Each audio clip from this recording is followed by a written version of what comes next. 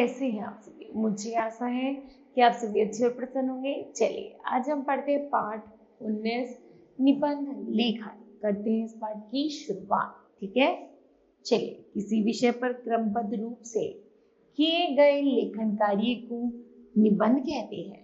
निबंध में लेखक अपने विचार व्यक्त करता है।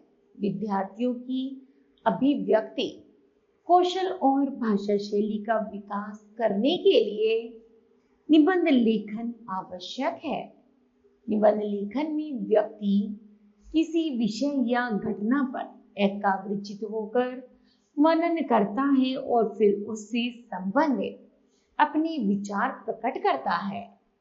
यहाँ कुछ निबंध दिए जा रहे हैं, इन्हें ध्यानपूर्वक पढ़िए तथा इनसे मिलते जुलते विषयों पर निबंध लिखने का अभ्यास कीजिए।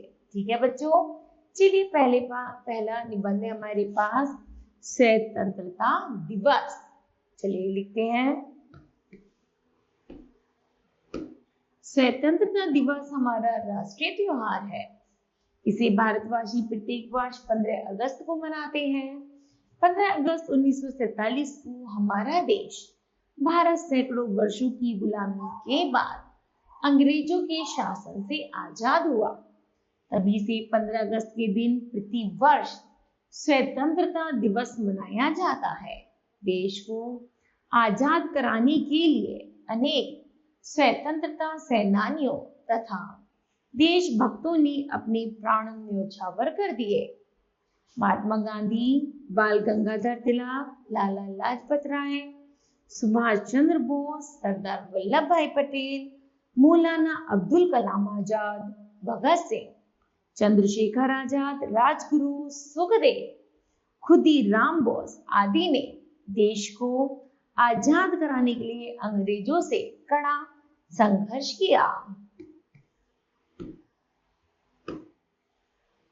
स्वतंत्रता दिवस के दिन संपूर्ण देश इन देशभक्तों को याद करता है। स्वतंत्रता दिवस पूरे देश में विद्यालयों, कॉलेजों तथा सरकारी कार्यालयों में बड़ी धूमधाम से मनाया जाता है।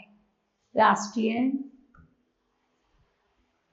त्योहार होने के कारण इस दिन भारत में सार्वजनिक अवकाश होता है। स्वतंत्रता दिवस का मुख्य समारोह दिल्ली के लाल किले पर आयोजित होता है।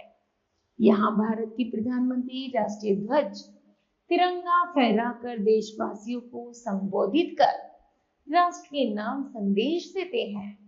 भारत की 3 सेनाएं, थल सेना, जल सेना और वायु सेना राष्ट्रीय ध्वज को सलामी देते हैं। प्रत्येक राज्य के मुख्यालयों में मुख्यमंत्री तथा केंद्र शासित प्रदेशों के मुख्यालयों में राज्यपाल तिरंगा फहराते हैं। विद्यालयों में प्रधानाचार्य राष्ट्रीय ध्वज फहराते हैं। सब लोग राष्ट्रीय ध्वज को सलामी देकर राष्ट्रीय गान गाते हैं। विद्यार्थी जगह जगह प्रभात फेरी निकालते हैं। संस्थाओं में रंगारंग कार्यक्रम का आयोजन होता है। सभी धर्मों संप्रदायों के लोग एकजुट होकर स्वतंत्रता दिवस मनाते हैं। स्वतंत्रता दिवस हर्षोल्लास का त्योहार है।